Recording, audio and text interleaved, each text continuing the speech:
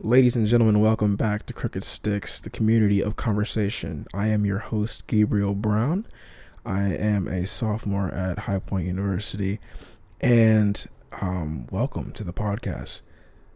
On this show, I usually tend to bring a number of guests on the show who might vary in expertise regarding theology, philosophy, or even just experts in their field, whether it's regarding science, mathematics, whatever they're studying. It could be law, quantum physics. It really doesn't matter to me. You could be a barista at Starbucks, but honestly, we bring a lot of different perspectives on the show, and so you are in for a treat. Since we're about 45 seconds in, if you can do us a favor, go ahead and find that nice little rating button on whichever app you're listening to, and give us a nice little rating. This will tell the algorithm that you're enjoying what you're listening to and recommend us to more people. You can also find us on different social media platforms such as Instagram, TikTok, and we're also now on Twitter. And we have been thinking about starting a YouTube page. So if you have those, it would do us a huge favor to go ahead. We're trying to get our Instagram followers up and be able to reach more people. So that'll be a big help. Crooked Sticks, that's Crooked STX. Crooked STX. And that is on all platforms, Instagram, Twitter, and TikTok. All right, guys, let's get into it. Ladies and gentlemen, welcome back to another episode of Crooked Sticks, the community of conversation. Today, we will be talking about faith and how faith has been able to play significant roles in my relationship and also just the lives of some of our guests that we have today. So we have three special guests today, and I'm going to go ahead and let them introduce themselves, starting with you. I'm Jim Smith. I'm an executive coach is my formal role, and also I've been invited to be the chaplain to the grad students here at High Point University. So it's a great experience, and that's who I am. I live here in High Point, and that's me. Awesome. Hi, I'm Karyn, and I am Jim's wife, and I have a background in counseling, and I have 4 children and 3 grandchildren right now, and I'm familiar with some of the students on the campus at HPU through different ministries and the church we attend. Awesome. Okay. Hi, I'm Olivia Reed. I'm a freshman from Sacramento, California. My major is broadcast journalism, and I'm planning on double minoring in Spanish and history. Some of my background, I guess we were talking about a little bit more of like religion. I grew up going to Catholic school, but I'm Christian, and my parents raised me to think that I wasn't supposed to choose my religion until I got to a certain age, so they didn't want to baptize me at a young age and then just have me being raised in the church and not knowing what it's about.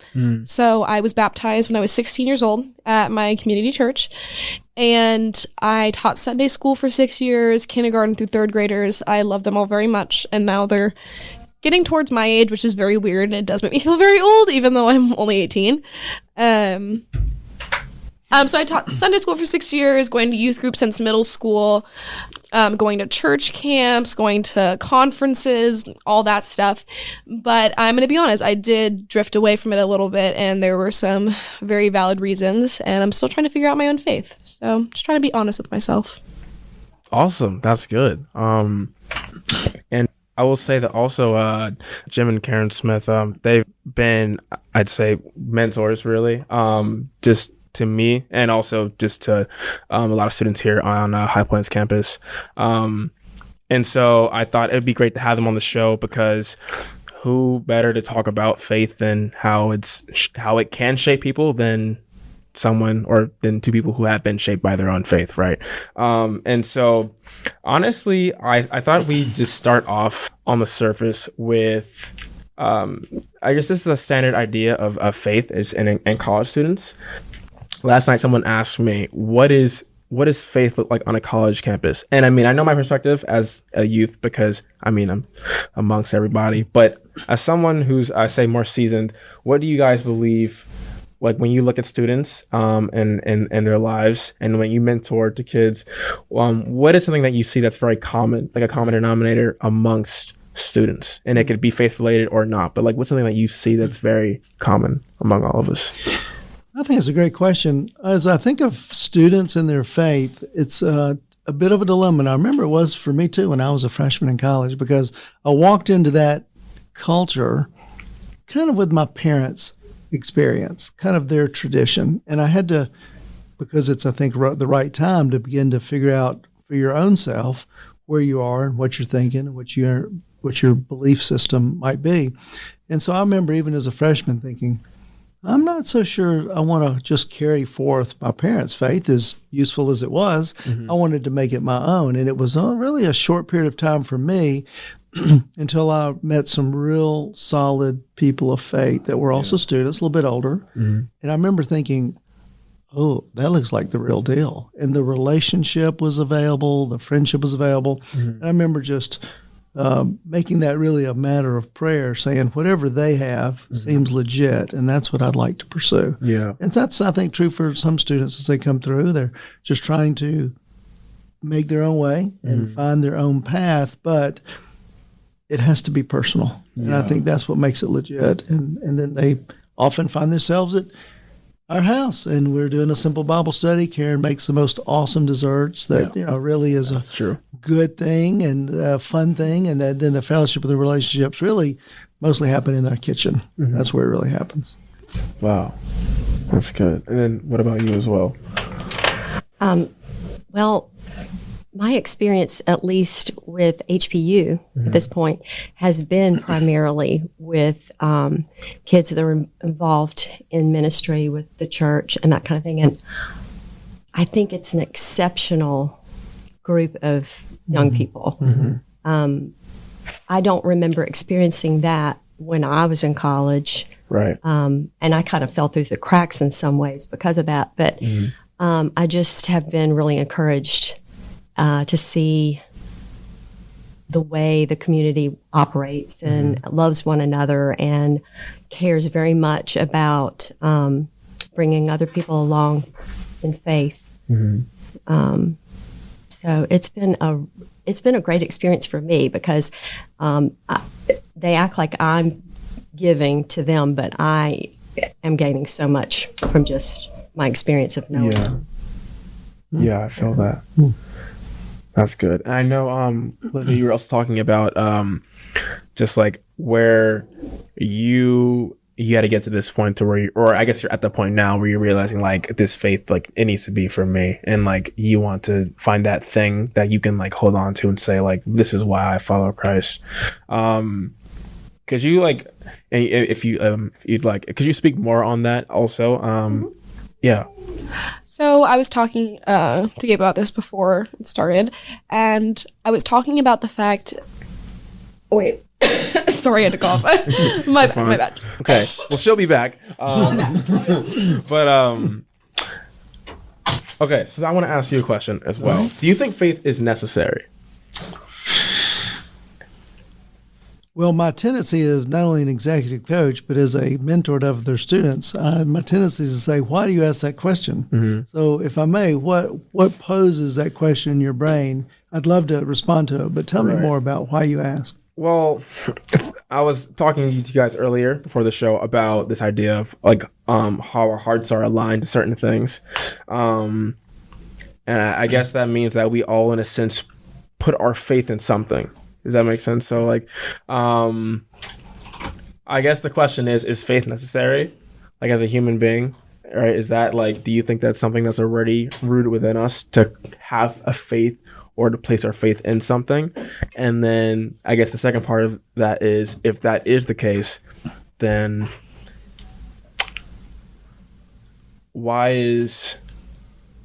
what are these other contenders of that are like for our faith? And I guess how is that different from Christ? And I mean, I can speak on it personally as well.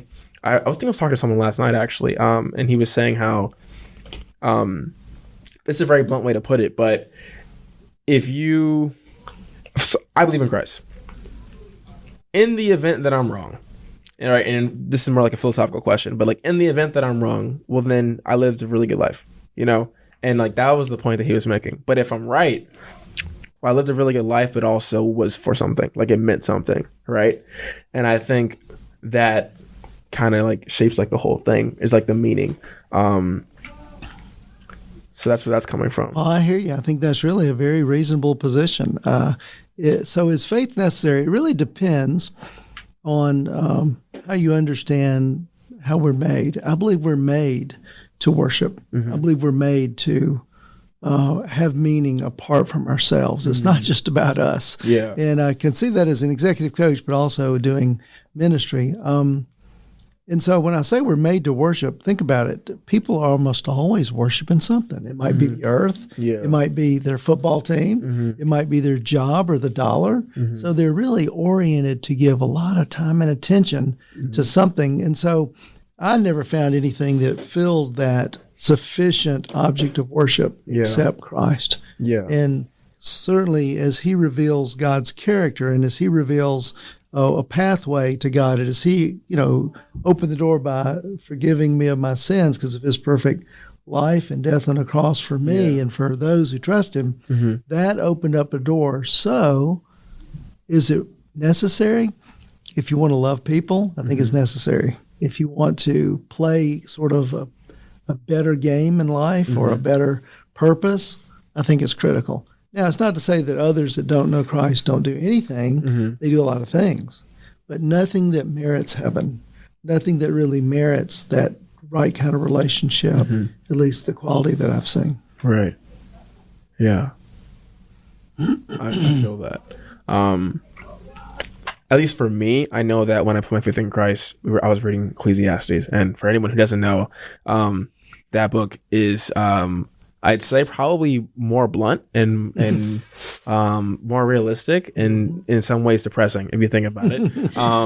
Because it's very like straightforward. Yeah, it's just like life is pointless. And I remember being in philosophy. I took philosophy my senior year in high school, and I remember being there, and every question that we ever talked about was questioning something. It was like questioning the existence of something that was already there, whether or not it was actually there. And to me, that was kind of like, I'm a very black and white person, meaning like things have to be like, it has to make sense, or not just make sense, but like I feel like it has to be reasonable. It has to be a reason behind it. And I feel like I remember this one part in the season of our class when we were talking about existentialism and whether or not like our existence was real.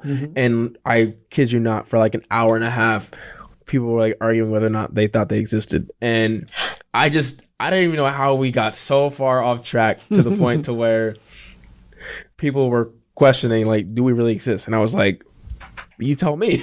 you're sitting there, like you're there, but like you tell me whether or not you feel like you are. But that was like, people will believe that, I think that was the crazy thing about it. So yeah. Well, indeed, you can see the culture. Of course, existentialism and some of the early philosophers played with these ideas early on in sort of a philosophical way, and maybe they were real sincere. But we're seeing the culture move in such a direction that so much is being questioned, where people are questioning everything about themselves, their identity. They're getting very seemingly possibly confused. It sounds, I may be judgmental to even use that word, but it seems that things are in flux. And even the nature of truth is in flux. Even for you to say, I exist, is a truth statement. But if you don't say don't believe there's any truth, then you can't make a truth statement.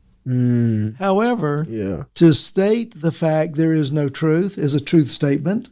So you can't even state that rationally. Are you with me? And so since you can't state that rationally and make sense, then it must by default be true. Now, where the truth is found, that's still up for some debate and some exploration. But we can all agree on the fact that truth does exist, right? I think it's a good place to start, don't you? Yes. I feel that. That's good though. That's interesting, because I mean, like, I remember when I was in philosophy class, one thing that I had to learn was how to. It was teaching me how to listen. I feel like that was like what God was molding me when I took that class, because I was interested in it. But I think God was teaching me how to listen, level and really listen, right, and to like understand the way people will put together arguments, right. and whether or not people make conclusions that are related or unrelated and how to distinguish them. And I think that on top of that, it also just exposed me to just what people were at early on in life, like before now, like before 2022. But also like even now, like what people believe about, because people still like look towards those philosophers for that sort of like wisdom on life in a sense. But I don't know. I find it interesting because if you think about it, they were as confused as we are. One of my favorite professors said, if someone won't even grant you that there is truth, he said, the only thing you can do is go have lunch with them. Yeah. And I like that because his spirit was, if they're not going to reason with you, go build a friendship and just love them, just care for them. You're probably not going to get a reasonable conclusion from someone that's being unreasonable. Yeah. So I'm delighted that you're thinking about this and talking about these. It seems to me too, there's really people on both extremes of an argument. Not that always the middle is always the best place, but the people that are very faith-based and believe in the scriptures, and I would be certainly in that camp, but some people really have stopped really thinking about their faith. And the Bible does say, come and let us reason together, saith the Lord. But if Christians stop reasoning and just kind of hold fast to a certain set of beliefs without question, we can become a bit pharisaical or legalistic, and that's really a little lack of faith if you think about it. And then on the other side is those that maybe have no faith or questionable faith, and they're not being too reasonable either. Yeah. They're also being people that are lack of faith, because faith is this juxtaposition between knowing something to be true and then acting on it. That's where faith is. Yeah. Taking some truth, but then putting some action to it. Yeah. That's faith. And it always takes a little belief to conclude and move forward. Yeah. So I think it's good that you're talking about it. I appreciate you making the effort. Of course. Yeah. Sorry, I'm back from my second cough attack of the day, or not even of the day, of the podcast. Right. It's been probably less than 30 minutes, and I've had 2 cough attacks. Sorry, I'm not used to the allergies. You're fine. Back here. We don't have pollen, really. We don't have humidity. No. Yeah. Not at all. True. The It's dry blessings heat. of California. Yeah. I know. But it's okay. I still love it. If you could repeat the question. I got you. I'm I don't remember right now. Well, really, I think that was good that you just came in. But so what we're doing is I want to ask you about what do you think, where are you at right now in your faith that like has you like questioning like genuine things? Like what are things that are questioning right now? And it could be about the Bible, or it just could be about the world, or about maybe how certain Christians interact in this atmosphere. But yeah. I could speak on that honestly forever, because I'm going to be very honest with myself and with other people. I don't like, oh my gosh, I don't like the church right now. I'm very angry with the church. I don't like institutionalized religion. And I've had a really hard time going back because I do have trauma from the church. And I was actually talking about this earlier in Cottrell, probably an hour and a half ago, talking about how at youth group, you would hold a candle, we would sit in a circle, everyone would share their trauma and then say, this doesn't go outside the circle. And I say, this is trauma bonding. This is manipulative. And as a child, you don't realize that. And also another part of it, people often look at their youth pastors and see them as God. And that was my biggest problem as well. So combining that with a lot of traumatizing things that happened to me as a child, I didn't really know whether or not I could trust the church, and I've had a really hard time going back to it. So I don't know. At this time in my faith, I'm struggling. Yeah. That's just the way that I am. And this past year has also been especially hard for me, seeing how our brothers and sisters are being killed in the streets and not being respected, and we're forgetting that we belong to one another, and seeing the blatant disregard in the church by people that I've grown up with and I look up to, and seeing how we're like, oh, we can pray for them. And so many people forget that Jesus came down here not to pray for people, but to put action into it. That was the whole entire point. And I feel like Christians are forgetting to follow Christ, and they're forgetting to put action to that. Yeah. because words don't mean anything without action. So Yeah. seeing the lack of that, especially in my small hometown, I live right outside of Sacramento with about 5,000 people. There's one Catholic church, one Christian church right across the street from each other. Oh, wow. Yes.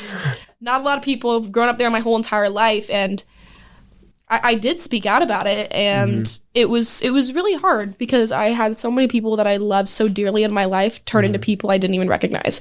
And that made God a person I didn't recognize. And that was very hard for me because it was my main identity for a very long time. Yeah. So now I'm just trying to ask questions about different views from religion, not only different types of Christianity, but also Buddhism and Islam and Judaism and things like that, because I feel like what we all have is love. That's the one thing that ties us all together. And I feel like when you talk to other people, it not only gives you a backbone to your faith, but it also just expands your knowledge. And I feel like if you only educate yourself on your religion, you're not going to know anything. So Yeah.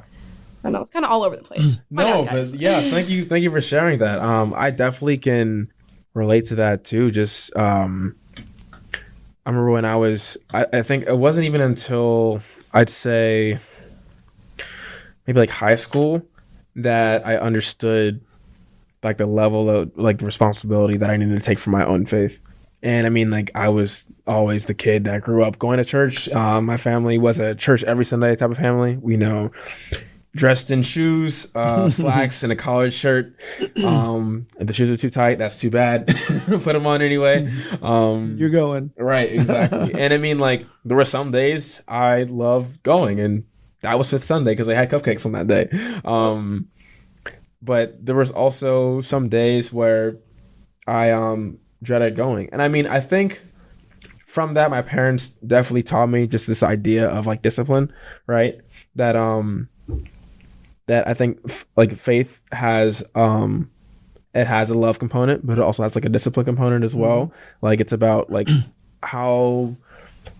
what are you gonna do on the days that you don't feel like doing the things that you love doing, you know? Or the things that like matter.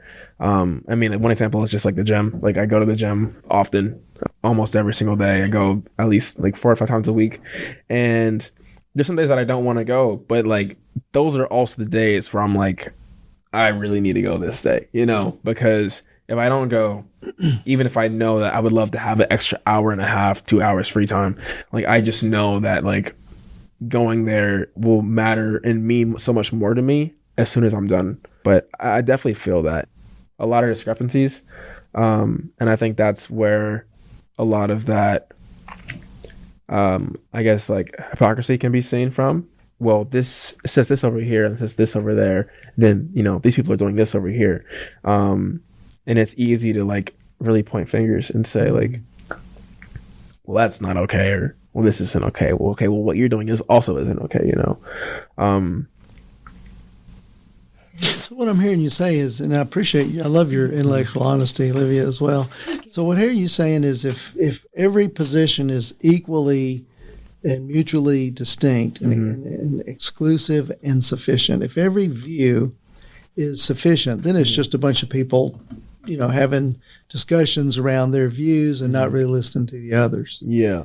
I love what you said, and I think everyone should take some significant period of time and intellectually look at every faith-based system and explore it and look at the truth claims and see if it adds up. And I've done that, and it was a great trek for me. I was in graduate school. I wouldn't have done it maybe in high school or college because I was too busy doing other things. And as I got to graduate school, as a part of the curriculum to really look and write papers and grasp the essence of all other faiths. And when I did that, I found something. There was at least one faith system that wasn't just man's way or mankind, man and woman's way of working themselves to God, but it was God's way of reaching down to man. Yeah. That was a shocker for me. In other words, instead of us trying to do something to appease and please this God that we read about in the text, but it was his way of reaching down to me. And secondly, it did something for me. It wasn't just a discipline like the gym, although I'm with you. I go to the gym, good stuff. But it actually did something for me. My faith, if it was alive and active, gave me love when I didn't want to love, gave me meaning when I was pretty discouraged, or gave me purpose when I was kind of lost. And when I saw my faith strengthen my approach to life, so that, as Karyn said earlier, she's receiving, but it's because she's giving, and they're receiving, but they're giving. And it's a win-win. It's a give-give, and both are really joyful about it instead of just practicing something and feeling good about it. So I think Christianity is pretty unique, and this is a world where exclusivity is not really a good word, and saying something is superior is also not a good concept in the culture. But in this case, I think it is. Yeah. It gives back not only in this life, but in the life to come. And some faith systems don't even have an eternal life. Yeah. That's one distinction. Another is that they don't really do anything for you in the here and now, other than give you a bunch of rules to practice and feel connected to those who practice it. Where Christianity, for me and for Karyn, I know, and sounds like for us all to some degree, has been somehow distinctly different, and I think it should be. Because if it's truth, it should be different. Right. So good luck in your studies. I'd love to talk to you about it as you go through that. Of course, I would love that. Also, I was thinking of something when you guys were talking about that and talking about discipline, and it reminded me when I would teach Sunday school, because I don't know if you've taught really young children about God, but kids are brutal. Like, they are so mean, and they will be bullying each other, and I'm like, okay, Sebastian, we're not going to do that, because that's not what Jesus would want. It's very hard. You have to have a lot of patience. Yeah. But there were some days where I'm like, I don't want to go. And I was like, nope. If you were going to go spend the night at a friend's house 30 minutes away, you were driving back and you were going to church. And I feel like now I have to be honest with myself. The fact that I'm not as good as I used to be about it. And I think this way about going to the gym, because I also go to the gym. Deciding whether or not you get to go to the gym or you have to go to the gym. So kind of being like, oh, I have to go to church, or oh my gosh, I get to go to church. Very different perspective. Very different perspective. And there were some days where I was like, you know what? I am way too stressed right now. I could be using this morning to work on something else. And then I get there and I see a kid who is being bullied or left out, and I help them and I make their day so much better. And that is extremely rewarding. Not only am I giving them something, but they're giving me something. And I feel like there's something very rewarding about helping children, especially. So yeah, that's what I was. Just wanted to chime in. Sorry, my mom was calling me. You're fine. So we just finished talking about this idea of how, I guess that really does kind of answer the question. Like, faith is necessary, right? It's kind of like, it's intertwined, like, like it's a part of our lives, or at least like when it is, like, good things can happen, and good things can not only be given to us, but can also be given to others out of us, right? Absolutely. And I'd add one other piece, that I always thought it was just about my amount of faith, because I figured some people had a lot of faith, some people had no faith, some people had little faith. And so I thought, okay, this is important, so I'll have faith. But then it became clear to me, it's not really the amount of faith that you have that makes a difference. It's the object of your faith. And so if I just had a lot of faith in that camera right there, that's a great looking camera. But if I had a lot of faith in that, it wouldn't get me anywhere but a picture. You know? But if I had faith in a rock, I might be an honorable guy. Faith's in the rock, it might be my faith system. It probably wouldn't do that much for me, because the object is not worthy of my faith and my worship, nor is the camera.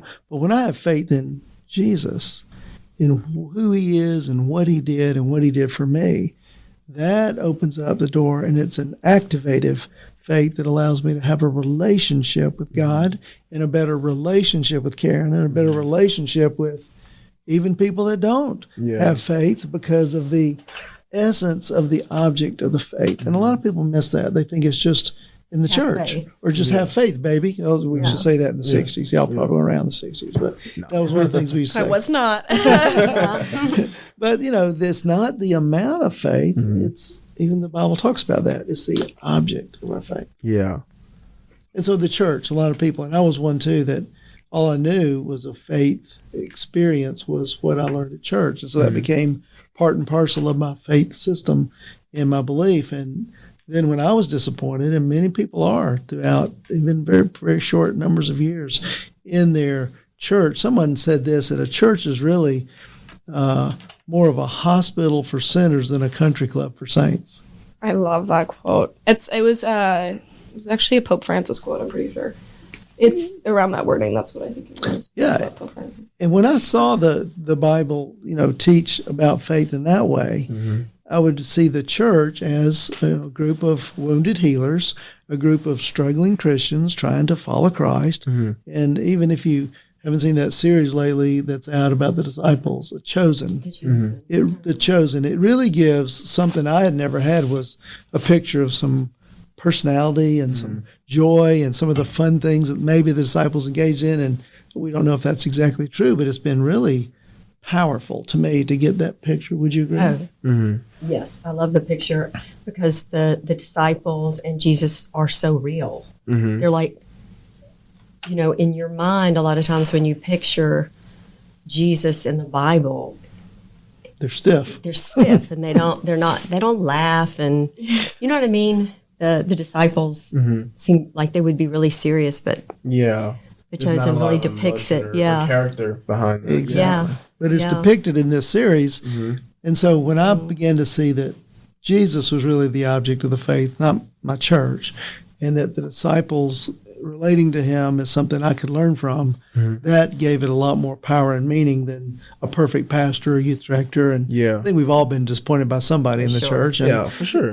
If they hadn't, I'm sure I've disappointed some people by being in the church because none of us really have it all together. We're crooked sticks. Yes. There you go. Exactly. Way to tie in the title. Yeah. I love that. All right, guys, ladies and gentlemen, thank you for tuning in. That is going to do it for part 1 of this episode. Part 2 will be dropping next Friday, so stay tuned for that. But we're going to go ahead and get this one up there as well for you guys. We found that just having shorter episode segments certainly just helps the attention span of our viewers be able to just digest one part of the episode, rest on it, and then anticipate the next one. So that's what we're going to do this time. Again, don't forget to follow our social media pages and our platforms. And if you haven't, go ahead and leave a nice little rating on whichever platform you're using for this podcast. Thanks again, Crooked Sticks family, and we hope you guys have a good one.